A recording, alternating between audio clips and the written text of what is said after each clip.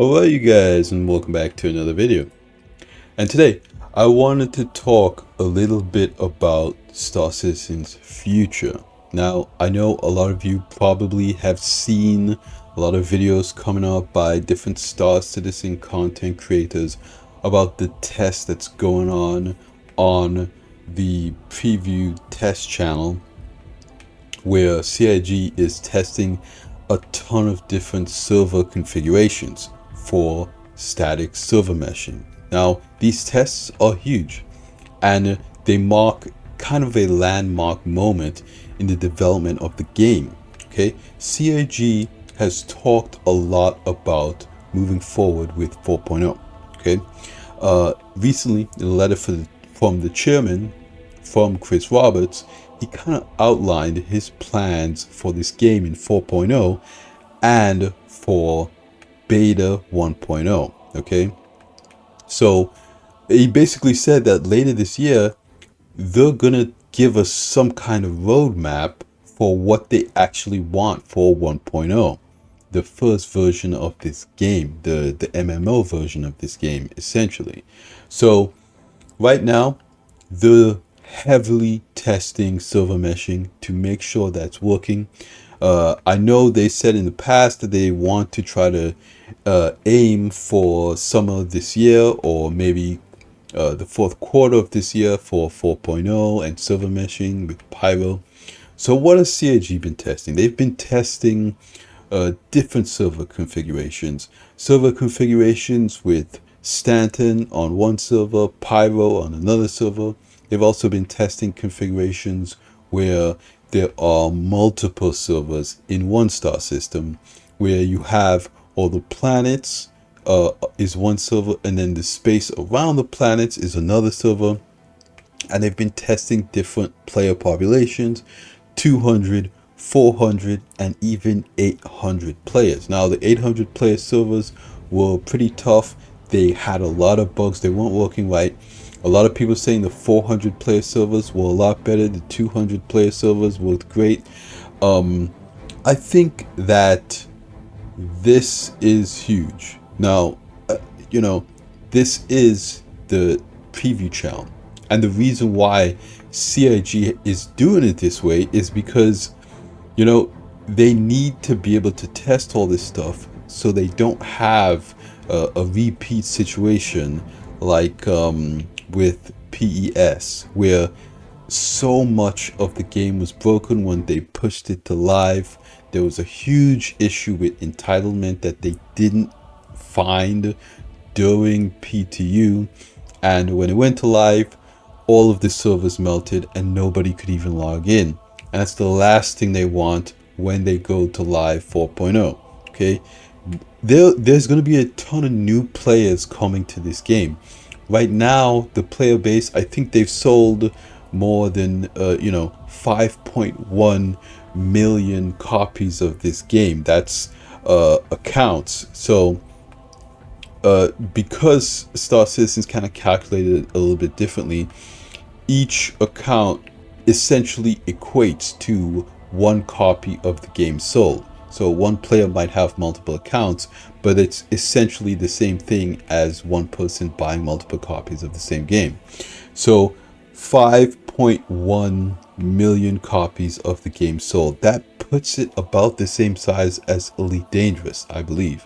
So kind of my question in this video, what I want to talk about in this video basically is, does this game have any competition?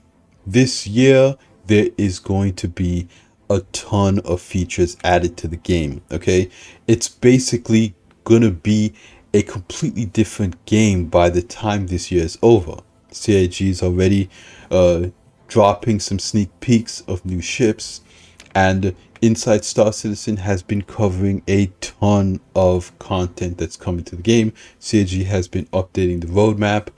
This game is going to change a ton this year.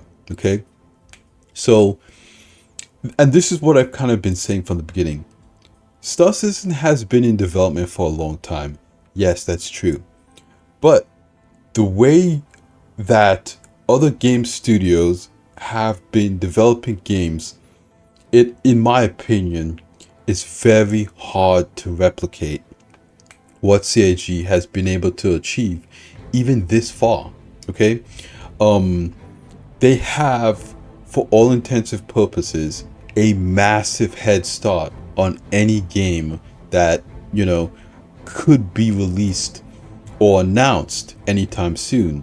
And so I kind of want to talk about some games that have, in the past been comparable to Star Citizen. And I just kind of want to, you know, formalize my thoughts around this game's kind of unique position in the industry, in my personal opinion. Okay. So for a long time, Star Citizen's biggest competitor was actually Elite Dangerous, another massive space flight sim game. Okay. And Elite Dangerous has some incredible tech that makes that game very unique. It's one-to-one scale representation of the Milky Way galaxy, okay? Its flight model is still very good, okay? A lot of people really enjoy VR in Elite Dangerous. The ability to have that exploration, a lot of people also really like. They've been, messing around with some more story content more recently with the Thargoid War, okay? So I think Frontier is doing some very interesting things with Elite Dangerous, and it's one of those games that, again, it's a very big game. When you think about space flight game, a lot of people immediately think about Elite Dangerous. It is an absolute pillar of the genre, okay? But it's one of those games that's now kind of getting up there in age. And it's another one of those games that Frontier is kind of struggling to update.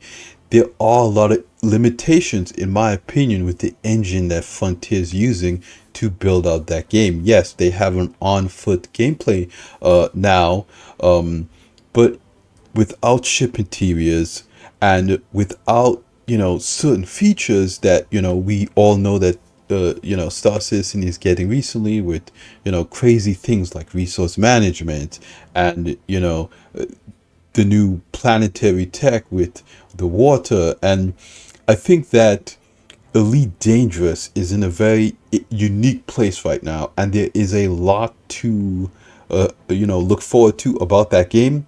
But it is just, as time has gone by, it's just become more and more different than Star Citizen. Again, in the beginning, I feel like they were both just space flight games, space flight sim games, okay? But Star Citizen's really going more down the road of an MMO now. So I think that differentiates them and kind of, they're not really competition anymore, in my opinion, because Star Citizen's going more down the route of an MMO. Okay, and then we have No Man's Sky. Again, another pillar of the space flight industry, part of the genre. A huge part of that is No Man's Sky. No Man's Sky is also very big for exploration. It has a little bit more arcadey space flight sim mechanics than Star Citizen and Elite Dangerous, but it is still a very comprehensive game.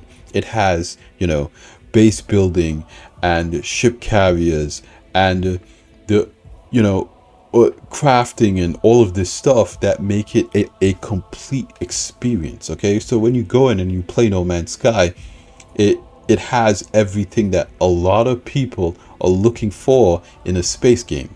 Okay, I believe that Hello Games really achieved what they aimed to do with that game.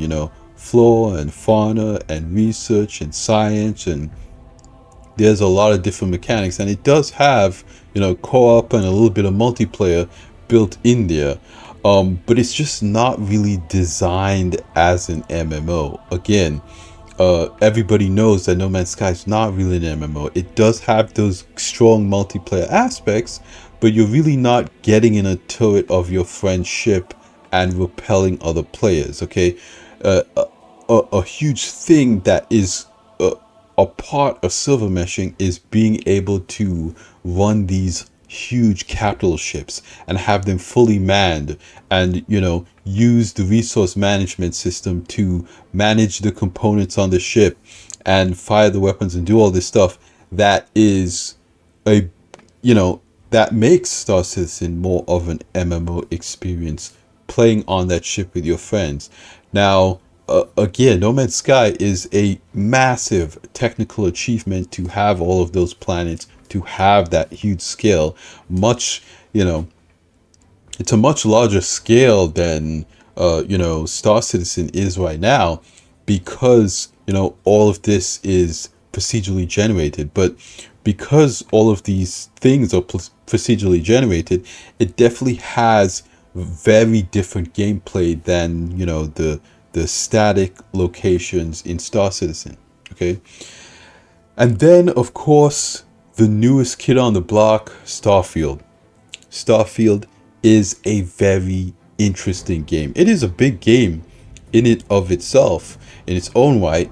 100 star systems, over 1,000 planets, shipbuilding, base building, a comprehensive story, character creator.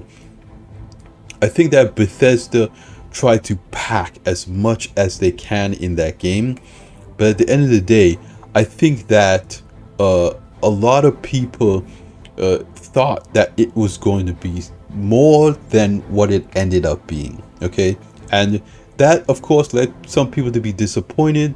I know a lot of people look forward to its modding potential.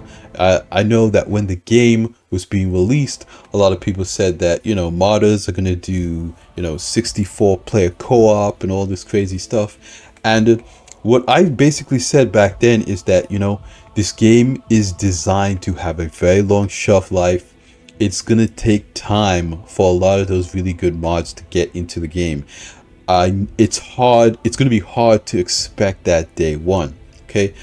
Another kind of sticking point is the creation engine too. Again, I feel like Bethesda with that engine, it's getting a little bit more dated. They updated it a lot for Starfield, don't get me wrong, but I know a lot of people are saying that they're a little less excited for the next Elder Scrolls game because of how dated Creation Engine 2 really looks and feels by today's AAA standards. And I think Starfield is a very interesting game. It is a very good game. It does have a ton of features. It is a cohesive experience, but it's just such a different experience than Star Citizen that I really find it hard to compare the two games. And a lot of people were making comparisons between Starfield and Star Citizen back when Starfield came out. And again, a lot of people are saying you really can't compare these two games because they're so different. There are fundamentals about Star Citizen that I think, a lot of people, when they think of a space flight game, Star Citizen has a lot of those features that they're looking for. Okay, the implementation of how CIG is doing this game is kind of how I feel like a lot of people imagine the game to be, to have everything be physicalized, to have this entire seamless game. And a lot of people poke those jabs at Starfield because it's not that seamless experience that everybody always envisions from the ultimate space game. Having all of those loading screens kind of cut up the experience, the flow of gameplay. It feels very dated. Okay, and if the new Elder Scrolls game has all of those cutscenes, it's gonna be really tough for a lot of people to really get into it. Now, of course, that game will be on a very different scale than Starfield, so it probably won't need all those cutscenes. But because of the way that they designed Starfield with that engine, needing all of those cutscenes, it just makes the whole game a completely different experience. So the next one is not released yet, but it's one I know a lot of people are kind of on the fence about. I hear some people are excited about it. Some people really don't think it's going to add up to anything. That's the Dune MMO. Now, Dune is very popular right now because of the movies, and a lot of people are excited about this IP. With everything that's going on with Star Wars is kind of in a very controversial place right now. Okay, what Disney's doing with that IP, a lot of people don't agree with it. So that's kind of pushing a lot of fans onto Dune and the Dune IP, and getting involved into that world and making a game for that IP. I feel like there's going to be a lot of fans that are built in, ready to play that game. But what are you really getting with the Dune MMO? Well, first of all, it's not a space flight simulation game. Now, it does have, ships in the game, ground vehicles, you can fly around in the atmosphere, but there's only one planet. You're on Arrakis the whole time. Now, this is the only game on this list that is an actual MMO, but it's a very different kind of MMO because it's on a much smaller scale than Star Citizen. So again, it is very hard to compare Star Citizen with the Dune MMO, because the Dune MMO, again, it's one big map, you're on one planet, it does have base building, it does have ships and ground vehicles, it does have armor sets, there will be a progression, there will be reputation, but again, it's just such a different experience. You really just can't compare it with Star Citizen. Star Citizen's scale is just going to be on a whole another level, with the different biomes, with the detail that is in the ships. Again, we don't know how detailed the ships and ground vehicles are going to be in the Dune MMO, but that in it of itself is going to be a whole gameplay loop. Salvaging, mining, racing, cargo hauling, trading, crafting, again, the base building, combat, again, reputation with the NPCs and different factions in Star Citizen. There's just going to be a lot of features, and once CIG gets all those features tied together and make it a cohesive experience, that MMO experience, I find that it's going to be very hard to compare any game to it. And last one I think I want to add to this list is Star Wars Outlaws. Again, when we talked about Star Wars, there's a huge fan base for Star Wars. Those people are not going anywhere. And no matter what gets put out, there are people that are going to play it. And the Star Wars Outlaws game is exciting for a lot of people because it looks like that kind of seamless planet to space experience that a lot of people are looking for, desperately looking for in a Star Wars game. Now, it doesn't have the same amount of features as Star Citizen, not even close. You compare it, I think a better comparison would probably Squadron 42, but even Squadron 42, it has a lot more technology designed into it with the ships and the missions. And I mean, you even look at something like the character creator. Of course, Star Wars Outlaws, you're playing as a defined character, kind of like Jedi Survivor, where you play as Cal Kestis. In Star Wars Outlaws, you play as one specific person, and you can't make your own character and design their face and do all that kind of stuff. The cutscenes in Star Wars Outlaws looks pretty good. I think there are different things that you can do to accomplish different missions, but again, with Star Citizen, you have those different mechanics with the multi-tool, the little puzzles that you have to do, the opening the pipes and all this kind of stuff. So Star Citizen, Squadron 42, that is, it's going to have a lot of tech inside of it that, even Squadron 42, even the single player game, because it's been in development for so long, 10 plus years at this point, all of those A-list actors, I mean, Mark Hamill, Gary Oldman, I mean, the list just keeps going on and on. AAA movie kind of cast and cinematic experience. So, I don't know. I feel like CIG is in a very good place with Star Citizen. I know a lot of people were saying that, CIG released this game tomorrow, it'd be a major flop. I don't think so.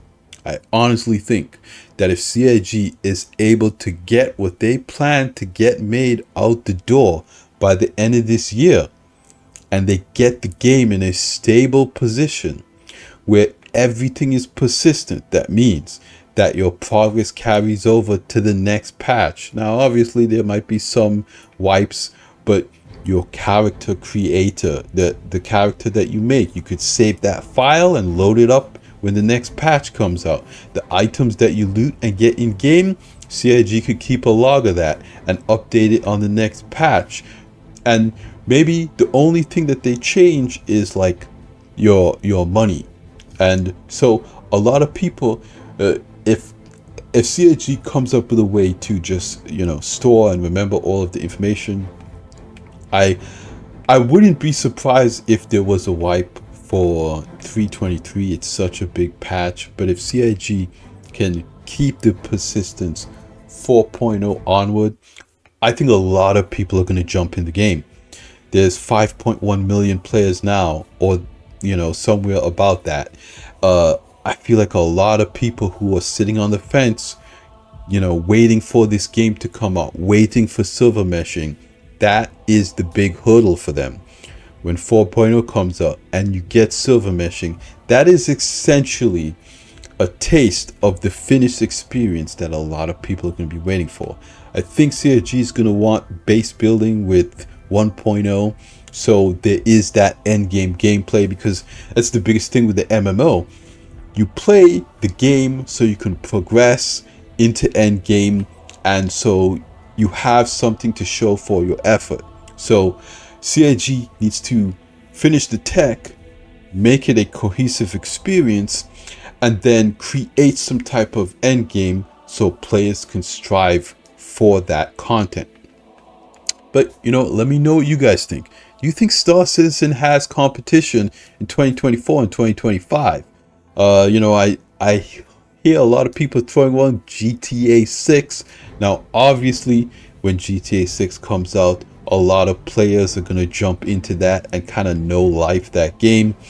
But that's not GTA Online. We still don't know what GTA 6 Online or how Rockstar is going to update GTA Online, because that's the real cash cow. That's what people really want to get into and know life. It's kind of like the MMO version of GTA. I know GTA 6 is going to be exciting for a lot of people, but at the end of the game, that's kind of like a single player first person experience, and you go through the story, you finish it, and then you move on to another game. GTA Online is what people really get into and spend all their time in. So I feel like when Rockstar announces GTA Online, that's going to be the real competition for Star Citizen. I don't actually think GTA 6 is going to be any competition for Star Citizen. I think people are just going to get in, play it, do the story, and then move on until GTA Online gets updated to the GTA 6 technology. When that happens, then we might, you know, talk about this story again. But that's not coming this year. It's coming next year. So CIG is able to get out what they want to by the end of this year. I think holiday 2024, a lot of people are going to be checking out Star Citizen. But again, I love to hear from you guys. Like I always say at the end of these videos, you guys like the video if you liked it, subscribe if you want to see more, and I will see you guys in the next one. Salute.